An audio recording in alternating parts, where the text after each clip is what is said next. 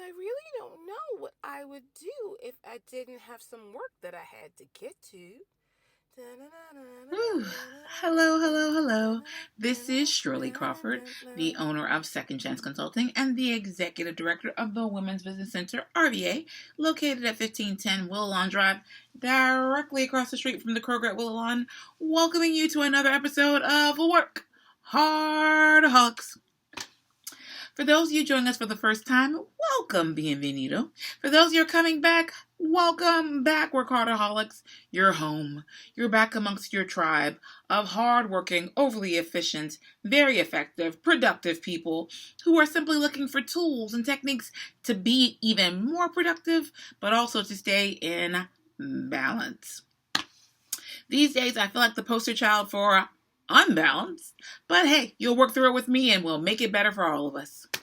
So, for those of you joining us for the first time, you could be wondering, what exactly is a work-hard-aholic? Well, let me tell you, since I made the term up. A work-hard-aholic is someone who is always doing something. We don't rest on our laurels. We're not sitting back, kicking back, and doing nothing. Oh, pray tell not. We are accomplishing things every day. And we're here together to learn how to do it even better. Alrighty, so as most of you know, I love to start off with my favorite thing, which are words. So, our word for the week is lacksadaisical. I use it a lot. And so, for those of you who don't know, lacksadaisical means I'm kind of unmotivated, a little bit lazy, not any real passion or determination, just kind of like, half-hearted, like, I'm here, whatever, lacksadaisical. And so what led me to even think about that word today is that I am concerned that I'm on the verge of feeling, lackadaisical. And once again, in part, because, have I mentioned I need a vacation? I need a vacation. And it's starting to show, like my skin. I tell you before, one of the things I always talk to you all about is being aware of your body and how it's responding and how it's reacting. Because as a workaholic, we're getting a lot done. We do more than the average bear, but we have to stay in balance and we have to be in tune to what's happening with us. It shouldn't take a doctor's visit for you to know that your blood pressure is high. It shouldn't. There are so many physical signs happening every day that you're ignoring. Like, I hate to point this out, but I'm breaking out. This is like stage 4 of, surely you know your body's been talking to you for a little while. And don't you worry, I will not allow myself to get far enough that I'll get actually like sick or anything along those lines. And as a matter of fact, I promise, I've been promising for weeks, but I mean it. I really am making final plans now for a vacation. So, but you can use me, my humble sacrifice to this community. You can use me as an example to know when to pull the trigger, like when to know time for a break, time to step away, time to take care of you, because that's very important. Because we're always so focused on what everyone else needs and when it has to happen and how you want to get things done. But if you're not taking care of you, you get these. Like, for real. Or other things can be happening. Like, I've shared with you before, like how I knew I could feel the stress in like my voice and my tone and how I talk to people and things that have been occurring. So it's been a process. Unfortunately, you've been along for most of the ride. But soon you'll be seeing the sunny side of the street with me. It's coming. All right, because we do a lot, we accomplish a lot, and a lot is required of us. And so that's where we are. Period. But now we have to do it. And then, undo it. All right, so that made me think about lackadaisical. Like, are you motivated? Are you really getting things done? And the crazy thing about workaholics like us is that I have not been giving 100% in a while. And I'm doing great. But the thing is, I'm getting closer to average. I haven't reached average yet. No, I haven't reached average yet. But still, sometimes I'm like, I could have done that so much better.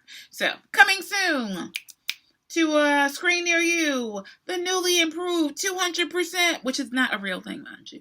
Shirley Crawford, WorkHardAholics Unite. In the meantime, I think I have another week, and then we'll vacation or party and going out style.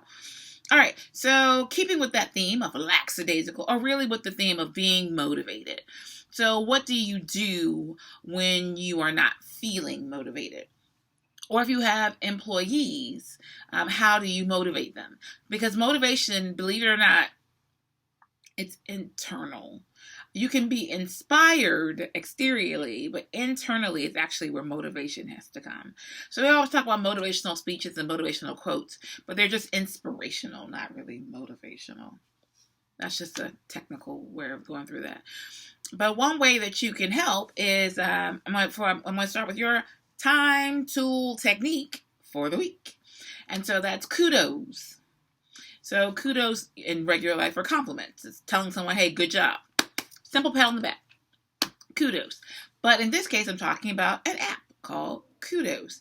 And so Kudos is a mixture of social media, birthday recognition, surveys of your employees. It takes this really big 360 approach to finding out where your employees are, what motivates them, what are they looking for when it comes to recognition.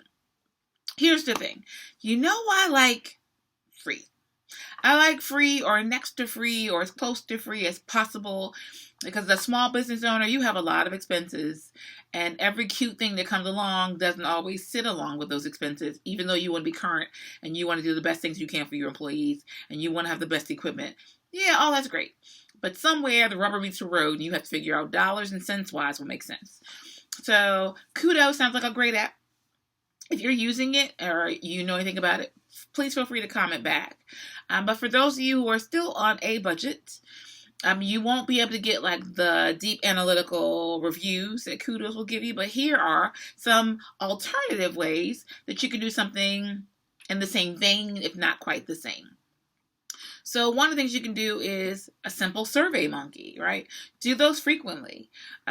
Survey Monkey, there are other surveying options as well. It's really just, you can ask 10 questions and you can inquire like about your employees, their status, what's going on, how are they feeling about their job, what's their satisfaction. I believe managers are obligated to know what the next step is for your employee. So I believe there are poor managers who only think, let me just score you, grade you, and you're doing the basic, and I'm going to keep you here forever, especially if you're good. And that's the opposite of what should be happening.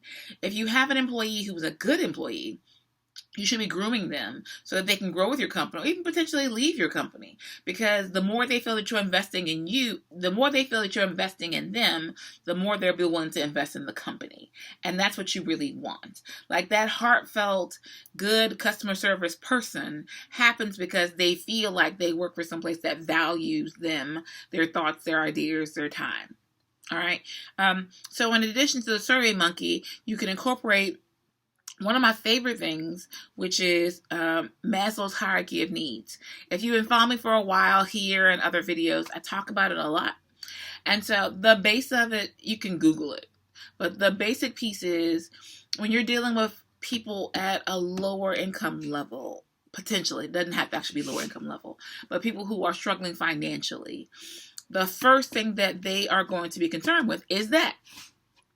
How to take care of your basic needs. So the lower piece of the triangle of Maslow's hierarchy of needs is basic needs. But when you get to someone who's making 6 figures a year and managing their money pretty well, then they're not going to be as concerned about food, shelter, and clothing. They have other needs. And so when you're trying to reward someone, you're rewarding the 6-figure person, but what you would give to the person who is making, $10 an hour. And it doesn't always match up. So it's a good way to know exactly where your people are and what they need. So if you want to know more about that, let me know because it's one of my favorite things to talk about. So let me know. I'll come back and revisit that a little bit more. But on that note, talking about that bucket moment, it's actually an article written by James Clear, and it's called What to Do When Motivation Fades. I'll put the link in, but the gist of it you just heard me tell you. And so it gives a lot of tips on what you can do when you are not motivated or your employees are not motivated anymore. And then because, oh my goodness, this time has gone by very quickly, I want to share with you with regards to your work hard, play harder moment. And so this actually relates to a book, and they talk about it in the article that I just mentioned, and it's called The War of Art by Pressfield. And so, The Art of War? This isn't that one. The War of Art. And they give a quote, which I think was really cool and summarizes what we're talking about today. Because at some point, the pain of not doing becomes greater than the pain of doing it. So that's where that inner motivation comes from. Because where you want to get to, it's costing you in your heart not to get there. And so it's not going to be that I'm going to give you $5 additional an hour. It's not going to be because you're going to win a trip to Aruba. It's not even going to be because you can be recognized before your peers. It's going to be because there's some place within you that knows that you're greater than where you are. And if you keep staying where you are, you're only going to limit yourself and start to adapt like that crab mentality. And because you recognize that, you will make yourself grow. All right, so be motivated. Go out there and make it all happen. In the meantime, live better, do better, be better, and happy entrepreneuring. Ta-ta! Because I really don't know what I would do if I didn't have some work that I had to get to. Da-da-da-da-da-da-da.